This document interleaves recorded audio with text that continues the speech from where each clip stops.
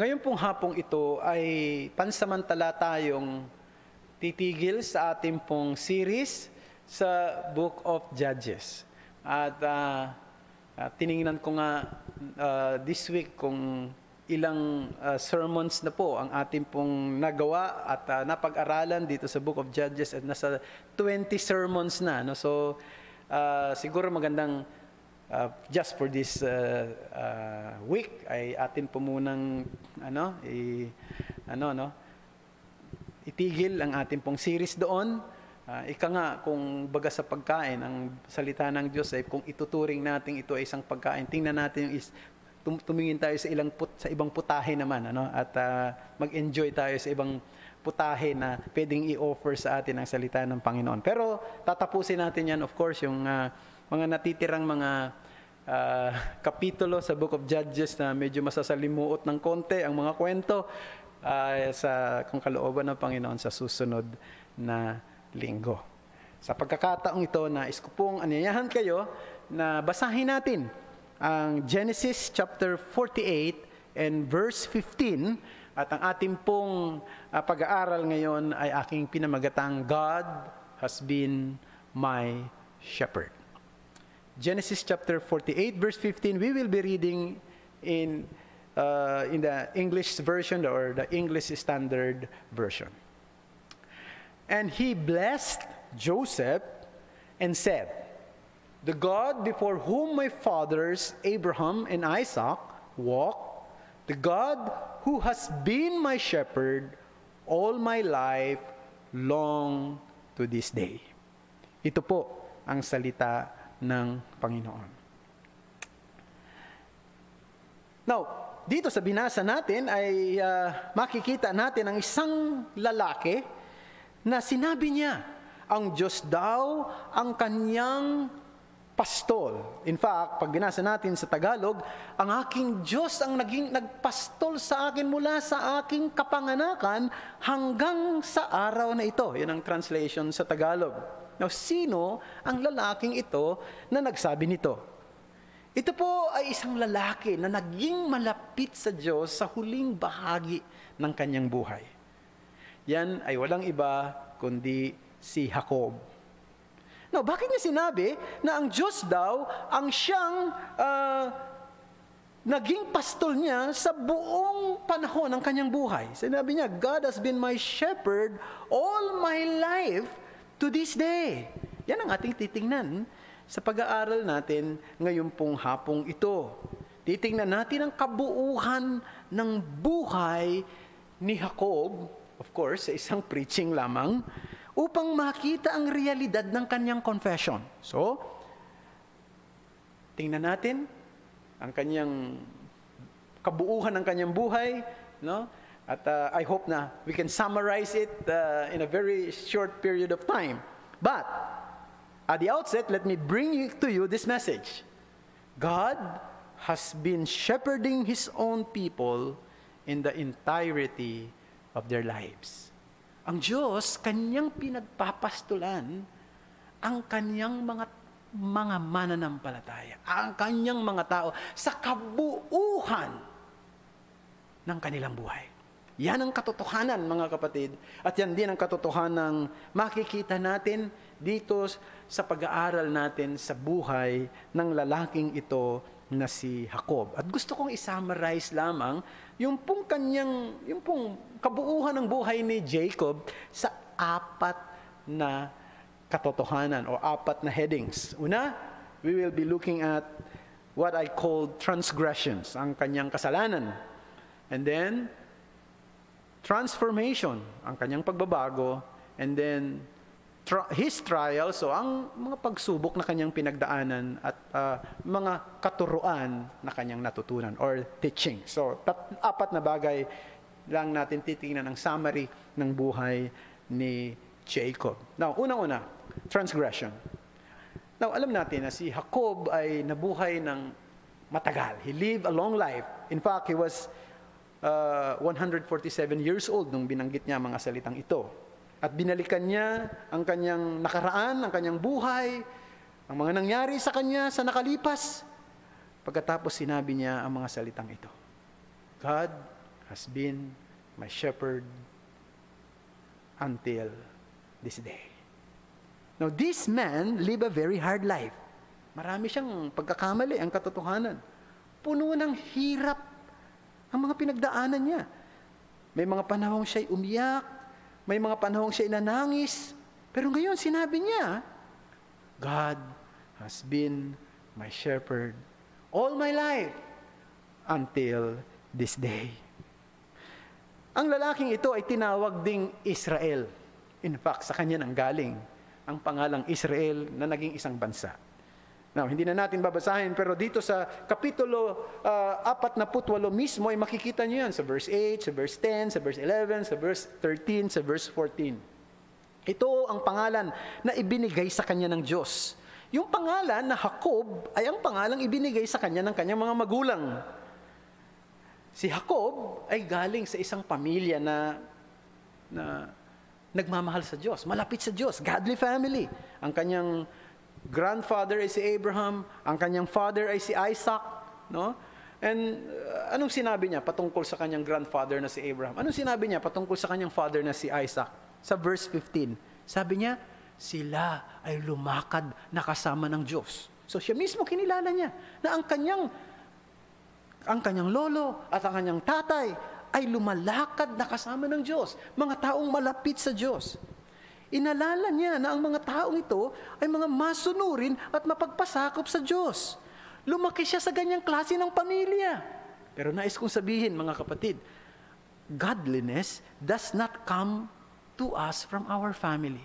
Ang kabanalan ay hindi ito namamana sa ating pamilya. Pwede kang magkaroon ng mga magulang na malalapit sa Diyos, nagmamahal sa Diyos. Pwede kang lumaki sa isang pamilya na sumasamba sa Diyos. Pero ikaw mismo, lumalayo sa Diyos. Tama ba? Because godliness is not inherited. Now, nung si Jacob ay maliit na bata pa lamang, maliwanag na, hindi siya godly, kundi isa siyang makasarili. Gusto niyang kuhanin kung ano ang gusto niyang kuhanin. He wanted to walk on his own way. Nung siya nagbibinata na, nakita na siya ay isang proud man, greedy, no? Sakim. He wanted to do what he wants. Kung meron siyang gustong makuha, gagawin niya ang lahat para makuha niya ito. And Jacob felt that he must do what he wants, no matter what others feel about it. Na hindi wala siyang pakialam sa damdamin ng iba. Basta gusto niyang makuha kung anong gusto niya. Napaka-clever niya, napaka-tuso niya. At masuwayin siya sa otoridad ng Diyos. He wanted to rule his life. Gusto niya siya lamang ang siyang mamiminuno ng kanyang buhay. Hindi niya nararamdaman na kailangan niya ang Diyos. Nung si Jacob nga ay nagbibinata na, nakagawa siya ng isang kasalanan na napakatindi laban sa kanyang kambal na kapatid na mas patanda sa kanya. Yan ay si Iso o Isaw sa Tagalog. Nagkaroon siya ng inggit doon sa birthright, sa karapatan ng pagiging panganay ng kanyang kapatid na si Iso. Kaya ang ginawa niya ay pinilit niyang makuha yung posisyon na yan, sapagkat ang karapatan ng pagiging panganay isang klase ng posisyon na pwede siyang maging head of the family one day. So Jacob deceived his father and he robbed his brother through the help of his mother. Ginawa niya yung mga bagay na ito. He did something worse. Alam nyo, mas matindi at naging mas masahol yung kanyang ginawang panlilin lang sa kanyang tatay at sa kanyang kapatid nang mismong ginamit pa niya ang pangalan ng Diyos para makatulong sa kanya na maging matagumpay siya sa pagpanlilin lang sa kanyang magulang at sa kanyang kapatid. Matatandaan na nung si Jacob, si Isaac ay hindi na nakakakita dahil matanda na siya at di na rin siya nakakatayo. No, nakahiga na lamang siya. Ay tinawag niya yung kanyang anak na si Esau para ito ay pagpalain. Sabi niya sa kanyang anak, "Anak, kunin mo ang iyong pana, kunin mo ang iyong mga gamit at manghuli ka ng usa Pagkatapos ito ay iyong patayin at iyong lutuin at maghanda ka ng pagkain para sa atin at pagkatapos ay ibibigay ko sa iyo ang pagpapala. Nung marinig ito ng kanyang nanay at narinig ito at nalaman ito ni Jacob, alam mong ginawa? Kumuha sila kagad ng kambing at ito'y kanilang pinatay. At pagkatapos ay naghanda ng pagkain at lumapit na si Jacob. Tinanong at nagsabi si Jacob, narito na po ako, aking ama. Sabi ng tatay, sino ka? Ako po, ang inyong anak na si Esau. Siguro nag-isip, ibang boses ni Esau. Sabi niya, paano naging mabilis naman ang mga pangyayari? Andito ka kagad. Nakapaghanda ka kagad ng pagkain. Alam nyo, basahin natin, yung Genesis 27:20. Makikita natin na ginamit niya mismo yung pangalan ng Diyos sa kanyang pagsisinungaling. Sabi niya, but Isaac said to his son, how is it that you have found it so quickly, my son? He answered, because the Lord your God granted me success. Ang bilis mo naman, anak, nakarating ka kagad dito. Sabi niya, sapagkat ang Diyos, ang iyong Diyos, binigyan niya ako ng tagumpay. Pinabilis niya ang mga pangyayari. Nakita niyo? Gumawa siya ng isang matinding kasalanan. Isang kasalanan na ginamit niya ang pangalan ng Diyos para sa kanyang hangaring makuha ang hindi dapat sa kanya. Ang kasalanan ito ni Jacob ang siyang bumago ng direksyon ng kanyang buhay. Alam niyo, may mga panahon na tayo ay darating sa isang crossroads. Alam niyo yung crossroads. Yung bang, kinakailangan ko bang tumahak pasulong? O lumiko sa kanan, o lumiko sa kaliwa, o umatras. Di ba? May mga panahon ganyan. At alam mo, may consequence ang bawat magiging desisyon mo. At dito si Jacob ay nagdesisyon siya na dayain ang kanyang ama, linlangin ang kanyang kapatid, nakawin ang karapatan ng pagiging panganay nito, kuhanin ang pagpapala na dapat ay sa kanyang kuya, at hinarap niya ang bunga ng kanyang desisyon. Kinakailangan niyang tumakas mula sa kanyang pamilya. Kinakailangan niyang tumakas sa galit ng kanyang kapatid at siya'y pumunta doon sa wilderness. Nakuha nga niya ang karapatan ng pagiging panganay. Nakuha nga niya ang pagpapala ng pagpapala na dapat sa kanyang kuya. Pero ngayon siya'y nag-iisa. He is now alone. Takot at malungkot. Nung nandoon na siya sa wilderness, nandoon na siya sa ilang, dito sa pagkakataong ito ay nagpakita ang Diyos sa kanya for the first time. Hindi hinahanap ni Jacob ang Diyos, pero ang Diyos, hinahanap siya. Hindi hinahanap ni Jacob ang Diyos, ulitin ko yan, pero ang Diyos, hinahanap siya. Sa pagkakataong ito, nagkaroon siya ng isang panaginip. Nakita niya ang isang mataas na hagdanan. At nakita niya sa hagdanan na ito ay nagmamanhik, manaog ang mga anghel. Sa lupa patungo sa langit at patungo sa lupa. At doon niya na-realize, meron palang Diyos. Totoo pala ang Diyos ng aking mga magulang. At narito siya. Nagkaroon siya ng consciousness sa Diyos. Kahit na iniwan niya ang kanyang pamilya at ang Diyos ng kanyang pamilya, narito ang Diyos. Nagkaroon siya ng consciousness sa Diyos, bagamat maging sa oras na ito ay hindi pa siya nagkakaroon ng relasyon sa Diyos na ito. Ang sumunod na pangyayari, nakarating siya sa tahanan ng kanyang tiyuhe na si Laban. At nung siya makarating sa tahanan ng kanyang tiyuhin, ay nakita niya na ang kanyang tiyuhin pala ay merong 2 anak na babae.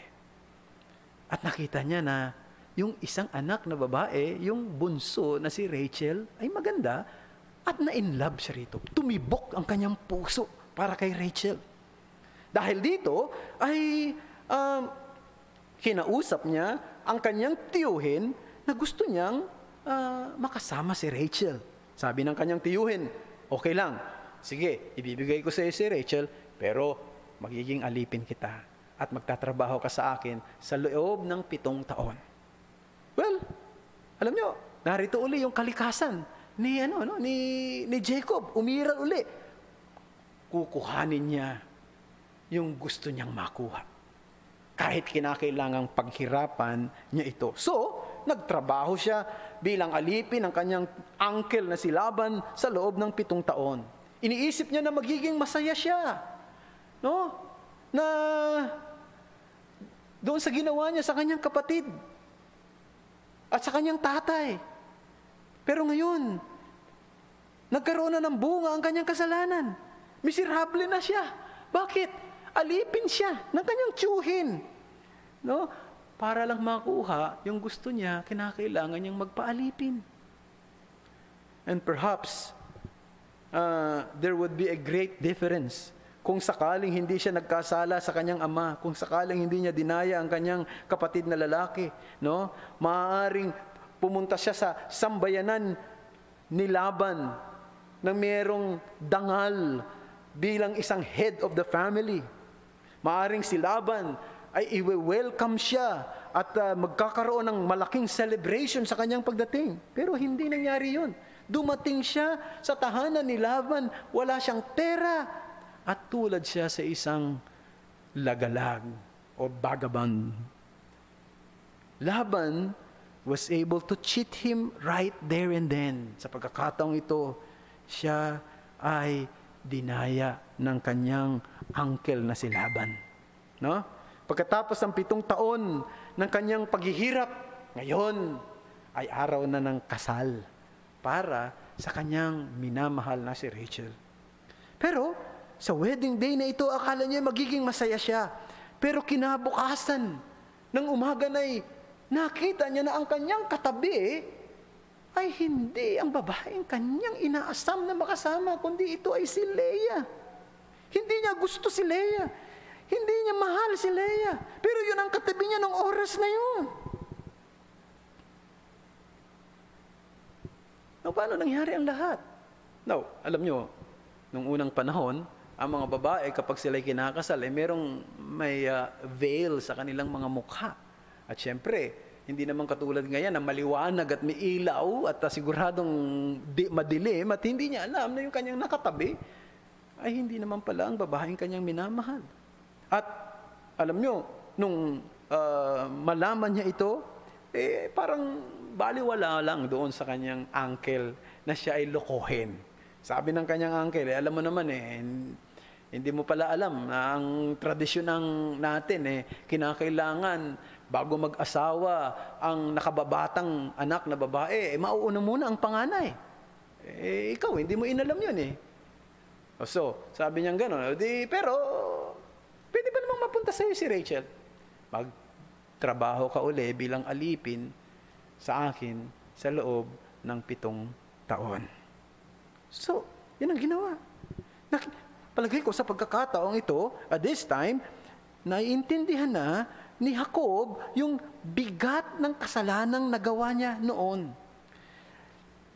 Kanyang nilinlang ang kanyang ama na si Isaac.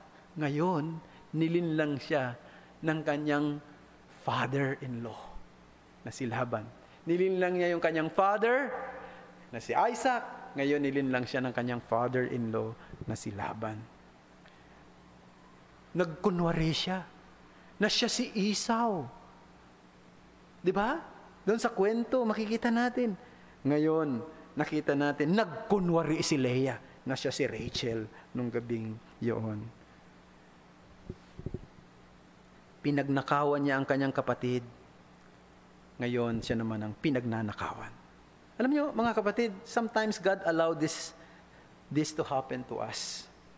We commit sin against someone and then that kind of sin was also committed by other against us. Then we understand the seriousness of what we did. Tama ba? Kaya nga sinasabi ko sa inyo, mga bata, mga kabataan, igalang ninyo ang inyong mga magulang.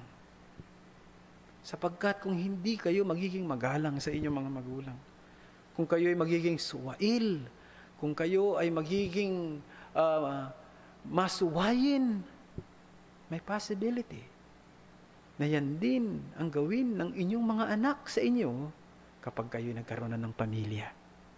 Yan ang nangyari dito kay Jacob. Yung kanyang panlilinlang yung kanyang pagdidisguise, yung kanyang pagnanakaw, lahat bumalik sa kanya. Siya ngayon ang nakakaranas nito. Ngayon, pagkatapos ng 14 na taon, at last, nakasama rin niya ang kanyang pinakamamahal na si Rachel. And, akala niya masaya na siya. Pero ang totoo, hindi pa rin siya masaya. Bakit? Sapagkat nandoon pa rin siya sa sambayanan ng kanyang uncle na si Laban. Hindi siya pwedeng umuwi doon sa kanyang sambayanan sapagkat takot siya sa kanyang kapatid na si Iso. Kaya sumang-ayon siya na magtrabaho pa rin sa ilalim ng kanyang tiyuhi na ito na si Laban. Walang masayang relasyon sa pagitan nila, hindi ba? There was no happy relationship between them because Laban cheated Jacob again and again. Now, naranasan ba ninyo na magtrabaho na ang inyong boss ay hindi nyo kasundo? No? Laging galit sa inyo o kaya naman maaaring lagi kang niloloko? Pinahihirapan ka? Hindi masaya, no? Hindi masaya yung pakiramdam ng ganong klase ng karanasan. Hindi ka makakaramdam ng tinatawag na pagiging relax. Siyempre, pagkaganyan lagi kang may duda. There was always suspicion to one another. Jacob cannot relax because he always thought that his uncle may have cheated him. Nakita niyo ba rito? Na yung kasalanan ng kanyang kabataan hanggang sa mga oras na ito ay tinutugis siya.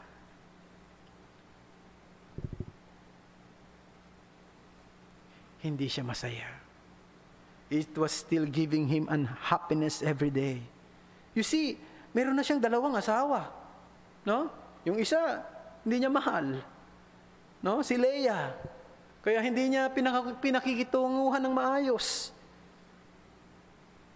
Hindi maganda yung kanilang ugnayan. At nakikita niya rin, yung 2 asawa niya, hindi rin magkasundo. They fight each other. Nakita yun ng mga anak nila. Sigurado ko nakikita ng mga anak nila, yung kanyang 2 asawa, mayroong animosity. Hindi magkasundo. So ito'y isang pamilya na hindi masaya. Merong pag-aaway, merong kagalitan sa isa't isa, may trouble. There was no peace in the family.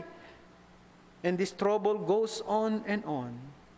And so one day, nagpasya na ito si Jacob. Aalis na ako dito sa sambayanan ng aking father-in-law na si Laban. At dahil doon, nagalit si Laban kay Jacob.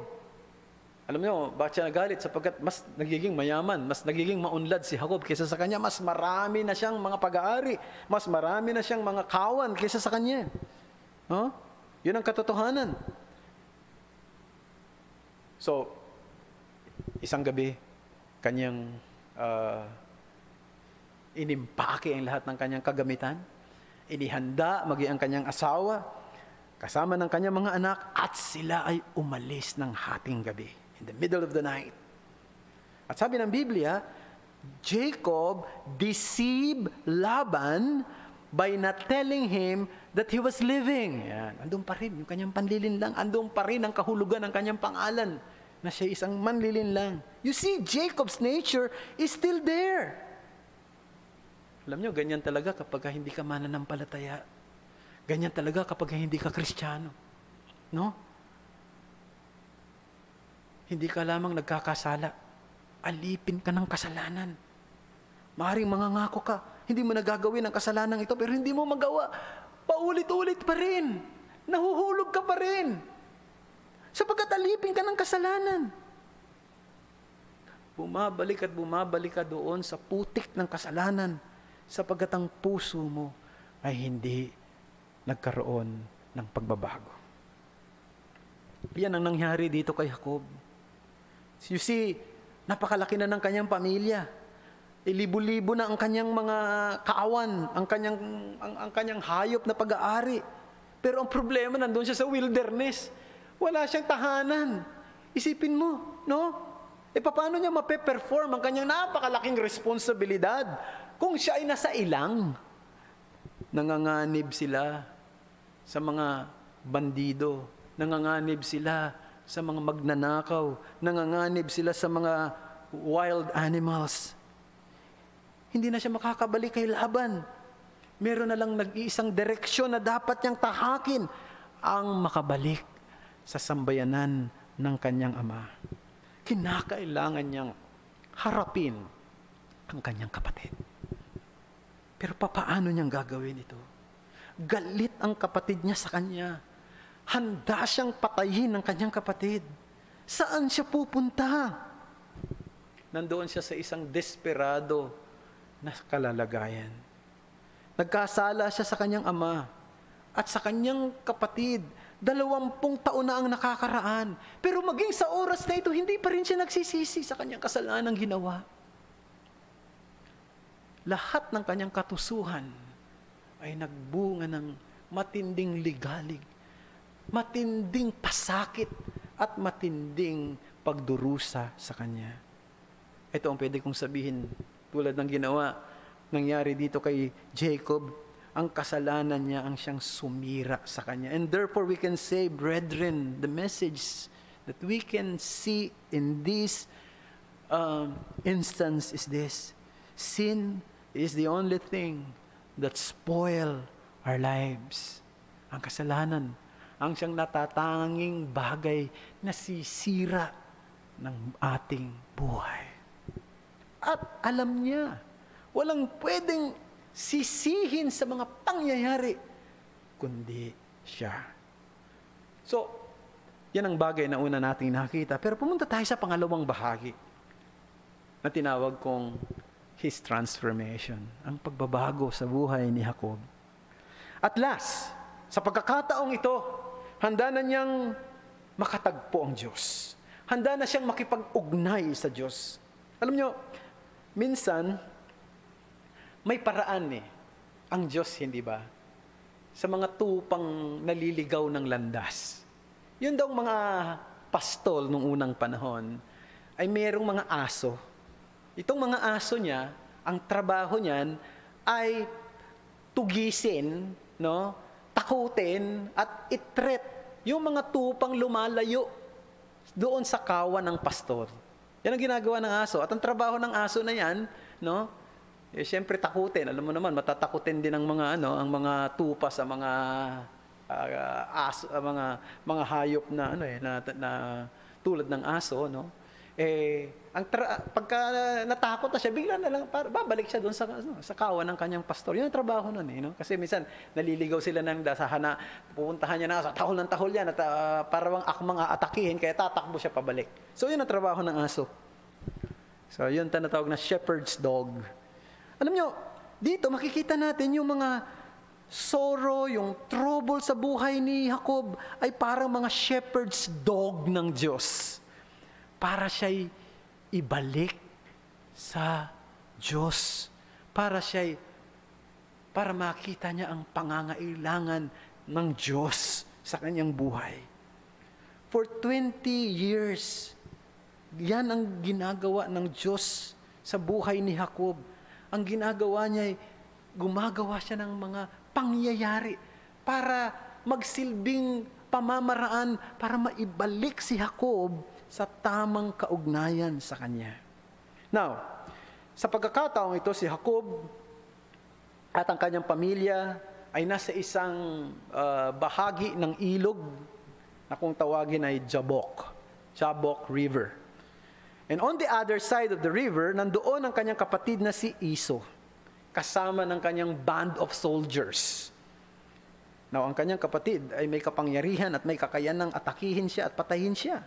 At ang kanyang pamilya. Kaya nga sa pagkakataong ito, mahirap ang sitwasyon ni Jacob. Jacob here is in trouble. Alam niya na ang lahat ng kaguluhan na dumating sa kanya ay dahil sa kanyang kasalanan. Alam niya na wala na siyang ibang dapat gawin ngayon, no? Kundi gawin kung ano ang tama. He knew that there is nothing that he can change his heart but God. Ang puso niya kasi may problema. Pero ngayon, sa pagkakataong ito, gusto niyang maging iba. He wants to be different now. He wants to be freed from his cunning. Gusto niyang makalaya sa kanyang pagiging tuso. Gusto niyang maging tulad na ng kanyang tatay na si Isaac, ng kanyang lolo na si Abraham, na sila'y lumakad na kasama ng Diyos. Gusto niya nang maging katulad nila. Na-realize niya na ang lahat ng mga ligalig at problema na dumating sa kanya at sa kanyang pamilya ay paraan para siya ay manumbalik sa Diyos. He realized that all trouble that he had with his family and with his father and with his brother and with his uncle and between two wives, they're all due to his wicked heart. Hindi niya kayang baguhin ang buhay niya. Hindi niya kayang baguhin ang puso niya. Ang Diyos lang ang pwedeng gumawa nun. Kaya, may nangyari. Isang gabi, may wrestling na nangyari. Nakipagbuno siya sa Diyos. Dumating ang anghel ng Diyos at sila'y nagbuno. At ang sabi, sila'y nagbuno ng buong magdamag. Ito'y pagpapakita kung ano ang buhay ni Jacob. Siya'y nakikipagbuno sa Diyos. Siya'y nakikipaglaban sa Diyos. Pero sa huling bahagi ng labanang ito, ano ang nangyari? Siya'y sumuko sa Diyos. Siya'y nagpakababa sa Diyos. Kanyang na-realize na kung aalis ang Diyos na hindi siya pinagpapala, hindi niya na kayang mabuhay pa ng tama. Kaya siya'y nakiusap sa Diyos na siya'y pagpalain. At nung gabing yun, pinagpala siya ng Diyos at ibinigay sa kanya ang bagong pangalan, ang pangalang Israel. At sa pagkakataong ito, siya ay isang bagong tao na. Siya ay isang tao na tulad na ng kanyang tatay niya sa Isaac at ng kanyang lolo na si Abraham na meron ng nasaing lumakad na kasama ng Diyos. Yan ang nakikita natin. Kaya siya lumakad na kasama ng Diyos since then. At ayaw niya ng mandaya. Ayaw niya ng manlinlang. Isa na siyang bagong tao na may bagong puso, na may bagong pangalan. Napakaganda, hindi ba mga kapatid? Pero tandaan natin, hindi si Jacob ang bumago ng kanyang buhay. Hindi si Jacob ang bumago ng kanyang puso. Ang Diyos ang bumago ng kanyang pagkatao. It is God who changed him. Hindi niya hinahanap ang Diyos.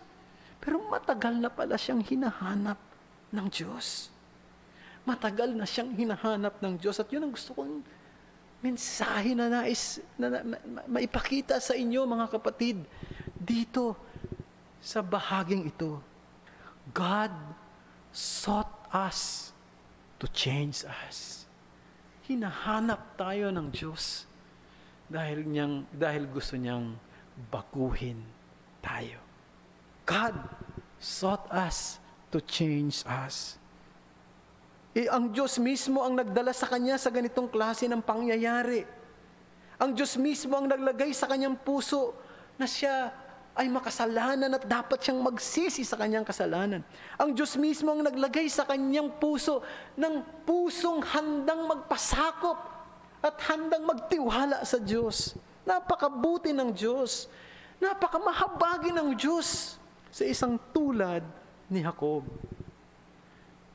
Surprisingly, lahat ng takot ni Jacob laban sa kanyang kapatid ay hindi nangyari. Dumating na ang umaga. Nakita niya na ang kanyang kapatid na si Iso mula sa malayo. Kasama ng 400 na mga sundalo at mga tauhan ni Iso. Takot na takot siya. Takot na takot siyang makaharap ang kanyang kapatid. Pero nung makita siya ni Iso, tumakbo ito papalapit sa kanya. At siya'y niyakap at hinalikan. At sila'y umiyak magkasama. Parang isang pelikula. Alam niyo mga kapatid, gusto kong aminin sa inyo, maraming pagkakataong binasa ko na ang bahaging ito. Pero kapag dumarating ako sa bahaging ito, umiiyak pa rin ako. Naiemosyon pa rin ako. Sapagkat hindi ito isang pelikula na nakakaiyak. Ito isang totoong pangyayari sa buhay ng isang taong tulad ni Jacob na makasalanan, na walang pakialam sa Diyos. Pero binago ang kanyang buhay. At lahat ng kanyang expectation na mali ay hindi nangyari. Inalis ng Diyos ang galit sa puso ng kanyang kapatid na is-iso sa kanya. Pero alam niyo ba kung ano ang pinakadakilang milagro rito? Hindi yun. Ang pinakadakilang milagro rito, binago ng Diyos ang puso ni Jacob. Punta tayo sa pangatlong bahagi. Tinawag ko itong his trials or trials. Hindi nagtapos ang kwento sa buhay ni Jacob doon. Marami pang problema na dumating sa kanya. Marami pang mga pagsubok at trouble na dumating sa kanya kahit na siya ay nananampalataya na sa Panginoong Diyos. Tandaan din natin mga kapatid, huwag tayong maniwala doon sa mga nagtuturo na kapag tayo naging Kristiyano ay wala nang problema. No? Wala na tayong mga alalahanin sa buhay. Lagi na lang masaya. Lagi na lang puro magaganda ang nangyayari. Hindi totoo yan. Narito si Jacob, nanampalataya na siya sa Panginoon. May kaugnayan na siya sa Diyos, pero hindi pa rin siya nilubayan ng mga problema. Pero sa pagkakataong ito, yung problemang ito ay hindi para siya parusahan, kundi para siya hubugin. Para siya subukin at hubugin sa kanyang buhay pananampalataya. Natatandaan natin na si Jacob ay merong mga anak na lalaki. 10 sa mga anak na lalaki ni Jacob ay merong hindi magandang damdamin doon sa paborito niyang anak na si Joseph. No? At dahil yung hindi magandang damdamin na yun ay nauwi sa hindi magandang pagtrato at hindi magandang ginawa laban sa kanya. Kanilang ibinenta ang kanilang kapatid na ito sa isang merchant. At ang kanilang nireport kay Jacob ay ang kanyang anak na paborito ay pinaslang ng mabangis na hayop. Isipin mo yung damdamin ni Jacob sa oras na yun. Yun ang anak niya sa kanyang mahal na asawang si Rachel, si Joseph. Paborito niya ang anak niyang ito. Mahal niya yung anak niyang ito. Pero ngayon ang balita, pinatay ng mabangis na hayop. Alala ninyo, meron siyang anak na babae, ang pangalan ay si Dina. Ito ay ni-rape ng isang lalaki na ang pangalan ay si Shechem. Mabigat sa isang magulang yun. Na malaman mo yung anak mong babae. No? Pagsamantalahan ng sino man. Naalala nyo na ang kanyang asawang si Rachel na kanyang pinakamamahal ay namatay nung ipinanganak nito ang kanyang bunsong anak na si Benjamin. Ang bigat ng kanyang damdamin. Naalala ninyo na meron siyang anak na ang pangalan ay si Judah. Itong si Judah ay accidentally, hindi naman niya sinasadya, ay nasipingan niya ang kanyang manugang na si Tamar. Naalala ninyo ang mga pangyayari noong magkaroon ng tagutom sa bayan ng Kanaan, sa lugar ng Kanaan. At nung panahon na yon, si Joseph naman ay prime minister na ng Egypt. Nung bumili ang mga anak niyang lalaki ng pagkain doon at nakita ni Joseph ang kanyang mga kapatid, gumawa siya ng mga scheme. At isa sa mga scheme na ginawa ni Joseph, sabi niya, kinakailangan malaman ko kung nagsasabi nga kayo ng totoo na meron pa kayo kapatid na lalaki na ang pangalan ay Benjamin. Para malaman ko nagsasabi kayo ng totoo, iiwan dito ang isa sa inyong mga kapatid. Ayan ay si Simeon. dito at bumalik kayo roon. At kung hindi ninyo madadala ang inyong kapatid dito na lalaki na si Benjamin, siya'y mamamatay. Alam nyo, mabigat yon para kay Jacob. Sapagkat si Benjamin, ang alaala niya ng kanyang asawang si Rachel. Wala na ang kanyang anak. Akala niya ipatay na si Joseph. Nag-iisa na lamang. Tapos ngayon, kinakailangang ipadala niya at hayaan niyang makarating ito sa Ehipto. Isipin niyo yung damdamin ni Jacob sa oras na iyan. All of them brought pain and sorrow in the heart of Jacob. Well, to make the long story short, ni-reveal ni Joseph ang totoo niyang pagkatao. Binunyag niya sa kanyang mga kapatid kung sino talaga siya. Mabilis sa mga pangyayari, si Jacob, nalaman na rin ito at kinakailangan nilang umalis sa Kanaan at sila ngayon ay tumira sa lupain na kung tawagin ay Goshen sa lugar ng Ehipto. Anong nangyari mga kapatid? Lahat ng pighati, lahat ng lumbay, lahat ng sakit, lahat ng pagdurusa, napalitan ng kagalakan para kay Jacob. Noong sila ay nandoon na sa Goshen, naging happy family sila. Tapos na ang mga pain. Tapos na ang mga paghihirap at mga sakit ng kalooban. Nakita mismo ni Jacob ang kanyang anak na si Joseph. Nakita niya ang kanyang mukha. Nahawakan niya ang kanyang mukha. Nakita niya rin ang dalawang anak ni Joseph na si Manasseh at si Ephraim. Pero alam niyo ang pinakamainam sa lahat dito. Nakita ni Jacob ang pagpapalang magkaroon ng totoong relasyon sa Diyos. Yun ang nakita niya rito. Isang kakaibang bagay talaga na meron kang Diyos at may kaugnayan ka sa Kanya. At dahil doon, handa na siyang humarap, maging sa kamatayan. He is ready to face death. And what is the message that we can learn from this instance? God brings trials or trouble to bring about godly characters in us. Troubles bring about godly characters in us. Alam nyo, kung tayo Kristiyano, mga kapatid, nais kong ulitin sa inyo, ang pinagdadaan natin ng mga pagsubok ay paraan ng Diyos upang hubugin tayo at ilantad ang mga katangiang dapat ay makita sa atin bilang Kristiyano. At yan ang nakita ni Jacob sa buong panahon ng kanyang buhay. Kaya't nasabi niyang, God has been my shepherd all my life until today. Now let's go to the last heading, the teaching, his teaching, ang mga bagay na kanyang natutunan. At the end of his life, he said, God has been my shepherd all my life. Nung binalikan niya ang kanyang nakaraan, mula sa simula nito, hanggang ngayon na siya matanda na at malapit nang mamatay, kumbinsido siya na ang Diyos nakatingin sa kanya, sinusubaybayan siya, inaalagaan siya, pinangangalagaan at pinoprotektohan siya, pinangungunahan siya bilang isang dakilang pastol ng buhay niya.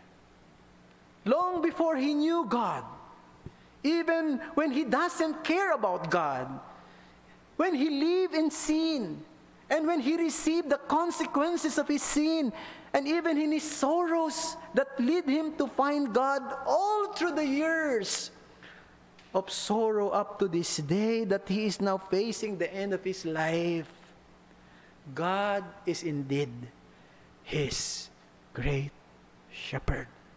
Yan ang confession ni Jacob. Ang Diyos na ito ay dakila. Isang Diyos na nagpatawad sa kanyang kasalanan. Isang Diyos na nag-ayos ng mga pangyayari, maging ng mga hirap na kanyang pinagdaanan, maging ng mga kasalanan na kanyang pinayagan, para dumating ang punto na makilala niya ang Diyos, magpasakop siya sa Diyos, at makita niya ang ganda ng pangangasiwa ng Diyos sa kanyang buhay. At siya'y namatay, punong-puno ng taon. Naintindihan ba ni Jacob ang dakilang plano ng Diyos na ito sa kanya? No, isipin niyo. Ayaw namang mapangasawa ni Jacob itong si Leah eh. No? Diba? Ayaw nga niya eh. Hindi nga niya gusto yun eh. Pero isa sa mga anak ni Leah ay si Judah. Hindi ba? Si Judah. Si Judah, sa kanya nang galing ang lahat ng mga dakilang hari ng Israel. Mula sa tribo ni Judah, lumabas ang Messiah. Kaya ang Panginoong Jesucristo ay tinawag na the Lion of Judah. Si Judah, ang great-great-grandfather ni Jesus. Isipin natin ito, mga kapatid. Ito yung hiwaga eh. Kung si Jacob hindi nagkasala, kung si Jacob hindi siya pinagbantaan ng kanyang kapatid na si Esau na siya papatayin dahil sa ginawang panlilinlang sa kanya, hindi siya makakarating doon sa tahanan ng kanyang uncle na si Laban para ma-meet si Leah na kahit hindi niya gusto, napangasawa niya at nagkaroon siya ng anak. At yung anak na yon ay si Judah. And later on, dahil kay Judah, sa lahi nito, lalabas si Jesus Christ. You see how great and wise the plan of God was? And this is the message that I want to emphasize sa bahaging ito, brethren. God's plan is always for our good. God's plan is always for our good. Mga kapatid, narito tayong lahat dahil si Jesus ay ipinanganak mula sa tribo ni Judah, na anak ni Jacob, na anak ni Leah. Ang hamon sa atin ay ito. Kapag dumating sa punto ng buhay natin, alam nyo mga kapatid, darating ang araw, isang araw, babalik tayo sa mga nangyari sa buhay natin. Kung kailan yun, hindi ko alam. Maaaring mangyari yon sa huling bahagi ng buhay natin, yung bang malapit na tayong mamatay, o maaaring ito yung mangyari doon sa heaven. Babalikan natin ang mga nakaraan. Hindi ko alam kung ano yung mga bagay na maaalala pa natin. Ito si Jacob, nandito siya sa isang sitwasyon, binalikan niya yung kanyang buhay. Binalikan niya ang kanyang kasalanan, ang kanyang pagkakamali, ang kanyang mga kahirapang pinagdaanan, ang mga pagdurusa, ang mga nakatatakot na mga pangyayari. Ang lahat ay pinayagan ng Diyos na dumating. Ganon din tayo mga kapatid. Darating ang araw, maaaring babalik tayo sa mga nakaraan. Titingnan natin ang mga nangyari sa ating buhay. At natitiyak ko kung ikaw ay totoong Kristiyano ngayon, kung ikaw ay totoong mananampalataya ngayon, tiyak na sasabihin mo rin ang sinabi ni Jacob, God has been my shepherd all my life, even to this day. He has planned everything to happen. There was a great reason for all these things that happen. You will say God overrule every day of my life. Ang Diyos, ang siyang nag-overrule ng lahat ng bagay sa buhay natin. He works everything together for good, for my good, for our good. Darating ang araw, sasabihin natin, tunay na ang kagandahan, ang kabutihan at kahabagan ng Diyos ay susunod sa akin sa lahat ng kaarawan ng aking buhay. Sasabihin natin ang mga salitang yan. Marirealize natin ang lahat ng bagay. And you may not see why those griefs did happen. Maaring siguro hindi natin maintindihan, ba't nangyari ito? Bakit? Bakit pinayagan ng Diyos mangyari ito? Napakasakit naman. But one day, we will truly realize everything. Everything. And sasabihin natin tulad ni Jacob, maganda talaga ang plano ng Diyos. At lahat ng plano niya para sa kabutihan natin, para sa kabutihan ko. Siya ang aking pastol. Siya ay naging pastol ko mula noon sa kabuuan ng aking buhay. God has been my shepherd. Isang dakilang bagay na mapabilang sa kawan ni Kristo. Na si Kristo ay maging pastol mo. Kaya kung ikaw ay hindi pa nananampalataya kay Kristo ngayon, kung ikaw ay wala pa kay Kristo ngayon, anong hinihintay mo? Lumapit ka na sa Kanya ngayon. Siya'y dakilang pastol at tagapagligtas at Panginoon. Tumakbo ka na sa Kanya ngayon sa daan ng pagsisisi at pananampalataya. Ipagkatiwala mo na ang kaluluwa mo ngayon sa Kanya at sumunod ka sa Kanya. Bago dumating ang panahon na maging huli ang lahat. Magsisi ka na ngayon. Bago dumating yung araw na maaaring magsisi ka, pero huli na ang lahat. At wala nang pwedeng mabago pa. Kaya, yan ang hamon ko sa iyo. Isang dakilang bagay na mapabilang sa kawan ng Diyos. At masasabi mo, God has been my shepherd all my life. Manalangin tayo. Salamat sa iyo sa mga salita mo, aming Panginoon, na amin pong napagbulay-bulayan ngayon. Naway ang lahat ng ito ay isinulat mo sa puso ng bawat isa sa amin. Salamat sa buhay ni Jacob. Salamat sa pagtuturo mo sa amin sa mga katotohanang nangyari sa kanya.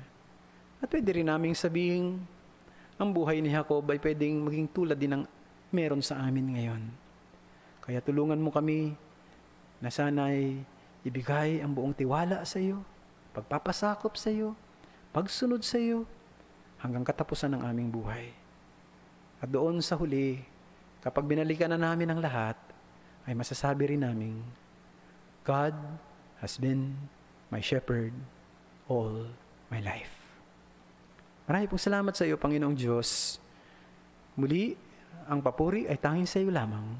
Ito ang aming dalangin sa ngalan ni Jesus. Amen.